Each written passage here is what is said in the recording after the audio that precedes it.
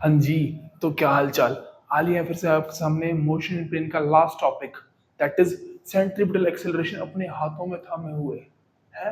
देखो करना क्या हमको इसमें, हमको ना एक ऑब्जेक्ट लेना है। मेरे पास भी बॉल है और इसको ऐसे घुमाए जाना है। अगर मैं इसको घुमाते घुमाते, है ना, घुमाते घुमाते छोड़ दूं तो ये जाएगी कैसे, है ना। देखो देखो तो कहीं कैसे, जहां पर छोड़ा उस पॉइंट से बिल्कुल सीधा गई है। मतलब ये घूम रही थी, घूम क्यों रही थी, क्योंकि इसके पास एक सेंटर था। अगर किसी चीज के पास एक सेंटर है वही उसमें घूम पाएगी। ठीक है। अगर मैं उसको छोड़ता हूं तो क्या होगा, वो वहां से सीधा सीधा निकल जाएगी। हम 10th में पढ़ के आ चुके हैं कि सर्कल के अबाउट बाउंड्री में सीधी लाइन बनाएंगे क्या होती है, टेंजेंट, मतलब टेंजेंशियली निकल जाएगी। अब ये सारी मैटर को देखना है हमें। ये कुछ कंसीडरेशन जो क्यों लिखी है क्या लिखी है मैं बताऊंगा आपको।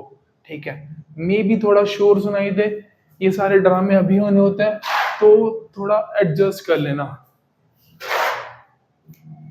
ठीक है। देखो करना क्या है, मुझे मेरे पास ना एक ऑब्जेक्ट है, ठीक है, जो कि सर्कुलर मोशन परफॉर्म कर रहा है। मैं मानता हूं वो ऑब्जेक्ट एक पॉइंट पी पर है। हमको याद होगा, हम वेक्टर्स में पढ़ के आ चुके हैं कि अगर कोई पॉइंट है वो ओरिजिन से किसी डिस्टेंस पर एग्जिस्ट कर रहा है और ओरिजिन से उसका डिस्टेंस बताने को हम यूज करते हैं वेक्टर की फॉर्म में पोजीशन वेक्टर। तो मैं मानता हूं कि ये पी पॉइंट पर जो पोजीशन वेक्टर है ना वो कितना है, R1 वेक्टर है। कहां से, ओरिजिन से, सेंटर से। ऐसे ही मैं एक पॉइंट और मानता हूं जिस पॉइंट को मैं नाम देता हूं क्यू, कहीं पर भी मान लेना। तो एक पॉइंट है क्यू जो यहां से ना किसी एंगल पर है, तो एंगल की वैल्यू कितनी है, थीटा वैल्यू है। इसका भी कुछ पोजीशन वेक्टर होगा, उसकी वैल्यू है R2। एक सेकेंड। अब अगर मैंने उस बॉडी को बंद करते, शोर आ रहा बहुत ज्यादा। अगर मैंने इस बॉडी को इस पॉइंट पे छोड़ा तो कैसे जाएगी ये, सीधा, यानी कि टेंजेंशियली विद वेलोसिटी v1। ठीक है। अगर मैं इस बॉडी को यहां ना यहां छोड़ता तो कैसे जाती, यहां से सीधा जाती, tangential with velocity v2। Velocity की जो वैल्यू है वो बार बार सेम है, क्योंकि जो मैं घुमा रहा हूं तो जिस वैल्यू से मैं घुमा रहा हूं, जैसे कि जिस भी वैल्यू से मैं घुमा रहा हूं वैल्यू तो सेम ही है ना। वेलोसिटी बार बार सेम ही है, बट चेंज क्या हो रही है, इसकी डायरेक्शन। कभी जो वेलोसिटी है ये इस पॉइंट पर है, कभी वेलोसिटी इस पॉइंट पर है। जब वेक्टर क्वांटिटी में डायरेक्शन चेंज होती है तो हम बोलते हैं क्वांटिटी चेंज हो रही है, चाहे वैल्यू बेशक सेम हो। ठीक है। अब मैंने वही कंसीडरेशन लिखी है, एक बॉडी है जो सर्कुलर मोशन परफॉर्म कर रही है about the circle of radius r and with magnitude of velocity v। यानी कि वेलोसिटी बार बार चेंज हो रही है तो v1 v2 लिख रहा हूं, बट जो उसकी वैल्यू है वो सेम है किसके, v के इक्वल। अब मेरे पास दो पॉइंट्स हैं p एंड q। p का पोजीशन वेक्टर कितना माना मैंने, r1, एंड q का कितना माना, r2। p पे वेलोसिटी कितनी मानी, v1, एंड q पे कितनी मानी, v2। मान लो मुझे दोनों के बीच का एंगल फाइंड करना है। दो वेक्टर के बीच का एंगल कैसे फाइंड करते हैं, इसको पीछे कराते हैं एक्सटेंड। ठीक है। यह एंगल कितना बनेगा, थीटा। क्यों बना थीटा, इसको मैं आपको अलग से बताता हूँ कि मेरे पास ये वेलोसिटी कितनी है, v2, एंड ये बेचारी कितनी थी, v1। यहाँ पर जो पोजीशन वेक्टर है कितना बन रहा है, r1, और यहाँ कितना बन रहा है, कुछ यहाँ पर कितना बन रहा है, r2। अब सब छोड़ो, ये सब छोड़ो, आप मुझे बस इतना बताओ कि आपको एक क्वाड्रिलेटरल नजर आ रहा है, बताना। ओ से पी तक एंगल कितना बनेगा, radius is perpendicular to tangent, तो यहाँ कितना बनेगा 90। यहाँ भी क्या है, ये रेडियस है और ये क्या है, टेंजेंट, तो ये कितना बनेगा 90। मैंने आपसे बोला एंगल कितना है, थीटा। तो जब बुद्धि का थोड़ा इस्तेमाल करोगे तो ये कितना निकलेगा, 180 माइनस थीटा। क्यों, इसमें एंगल हम प्रॉपर्टी अप्लाई कर लेना। ठीक है। अगर ये 180 माइनस थीटा है और इसको मैं बोल रहा हूं अभी वाई या एक्स, ठीक है, तो एक लाइन पे बनने वाला एंगल का सम कितना होता है, 180। लीनियर पेयर से 180 से 180 कैंसिल, एक्स स्केल कितनी आएगी, वही एक्स स्केल कितनी आएगी, थीटा के इक्वल, मतलब ये एंगल भी कितना होगा, थीटा। तो समझ में आया तो बहुत अच्छे, वरना आप समझदार हैं ही। तो हमारे पास v1 एंड v2 के बीच का एंगल आ चुका थीटा, एंड R1 और R2 के बीच का एंगल भी कितना है, थीटा। इसको हमने ज्योमेट्री समझा। अब मैंने लिखा भी हुआ जो कंसीडरेशंस है, मेरे को करना क्या है, मैं ना यहाँ पर इनके जो ट्राइंगल्स फॉर्म हो रहे हैं उनको अलग से नोट कर लेता हूँ। ये था मेरे पास R1 वेक्टर, ये था मेरा R2 वेक्टर, ये है ओरिजिन, ये पॉइंट है P, ये पॉइंट है Q। जो पोजीशन है वो कितनी चेंज हुई, R1 से R2। इसको लिखेंगे हम चेंज इन पोजीशन।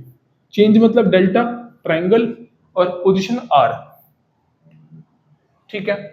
ऐसी मेरे पास वेलोसिटीज है, यहाँ वेलोसिटी कितनी है v1, और ये बेचारी यहां से एक वेलोसिटी आई थी v2, इनकी जो एंगल कितना आया, थीटा।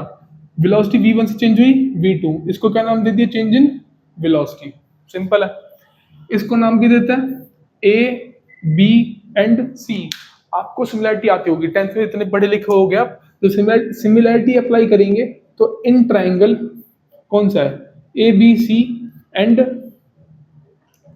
पी ओ क्यू या फिर ओ पी क्यू, ठीक है।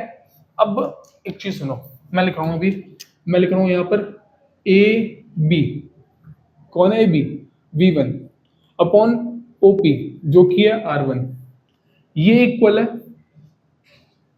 AC upon OQ। क्यों इक्वल है, कैसे पता चला, देखते हैं। देखो मैंने आपसे बोला कि जो वेलोसिटीज हैं v1 v2 अलग क्यों है, क्योंकि डायरेक्शन चेंज हो रही है, बट उनकी वैल्यू क्या है, सेम।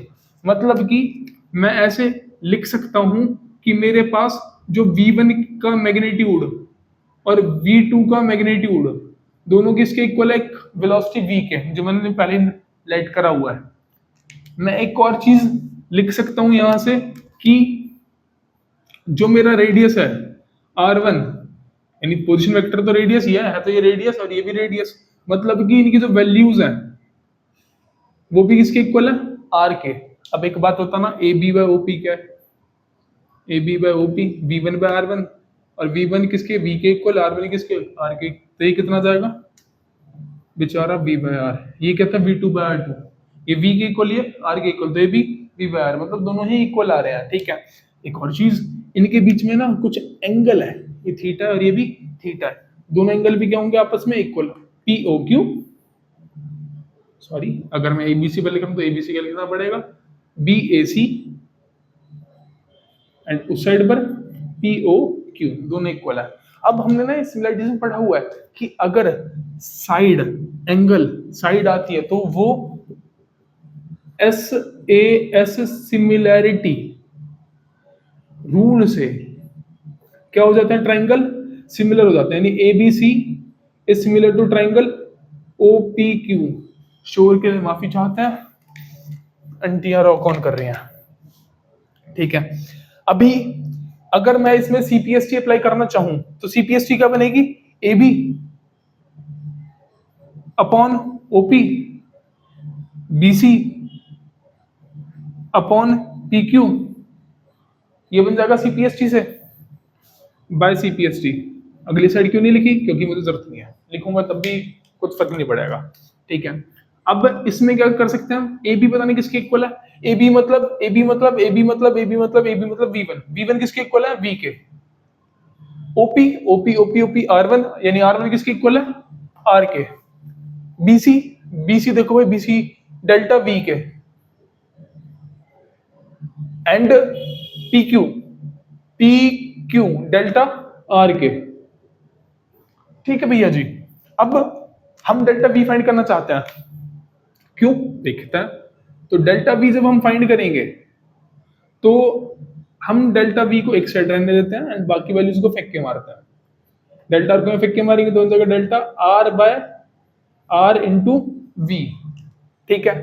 अब थोड़ा मिटा देते हैं, होप सो आप स्क्रीनशॉट ले चुके होंगे या फिर लिख चुके होंगे।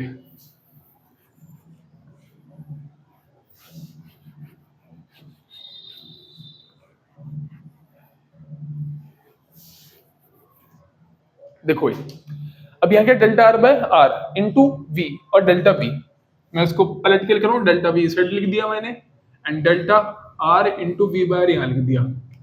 मैं ना इसको कर रहा हूं दोनों से